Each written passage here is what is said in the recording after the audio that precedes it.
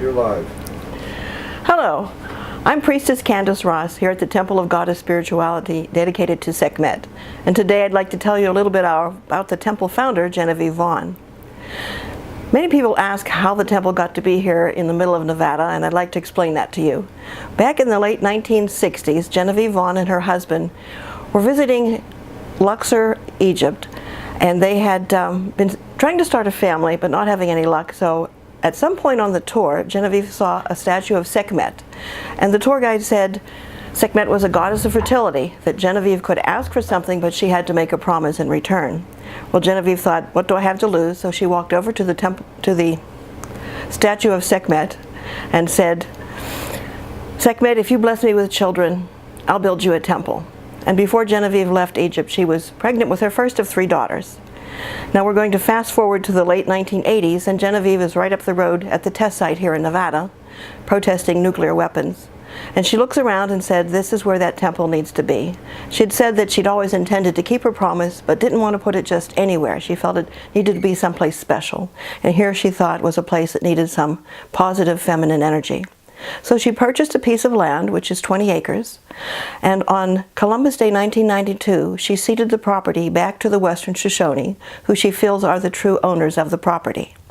Then in 1993, a temple was built, and we had our first priestess, who was Cynthia Burkhart, and she stayed out by the temple in a teepee for the first year. Then in 1994, Cynthia left, and the second priestess, Patricia Perlman, came, and she was here from 1994 to 2004 when she became ill and left. In 2004 until 2007 we had Priestess Ann Key, and then I came in August of 2007 and have been here ever since. Now Genevieve writes a lot about gift economy, and you can find out more information by going to gift-economy.com.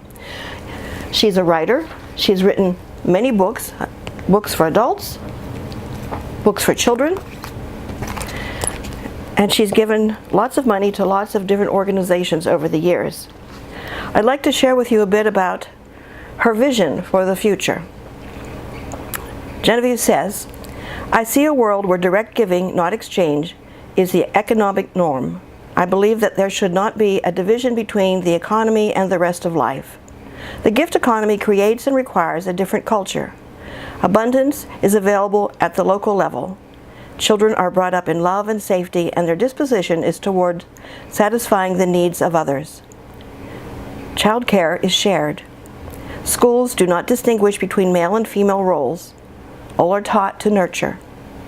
Violence and competition are no longer considered part of a male identity or of human nature, but simply negative qualities, which were once functional for an outmoded and dangerous market system. Local and regional councils of mothers and grandmothers decide on the direct distribution of goods to needs. Talents are tested and interviews are made to find out the abilities and interests of young people so as to assign them to particular jobs for a certain period.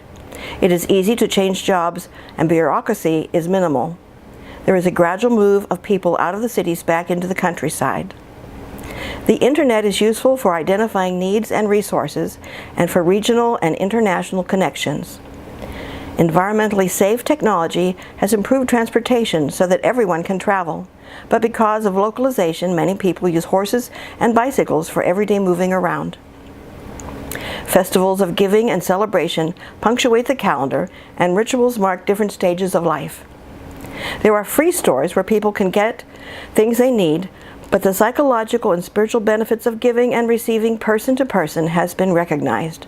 Gifting circles are common.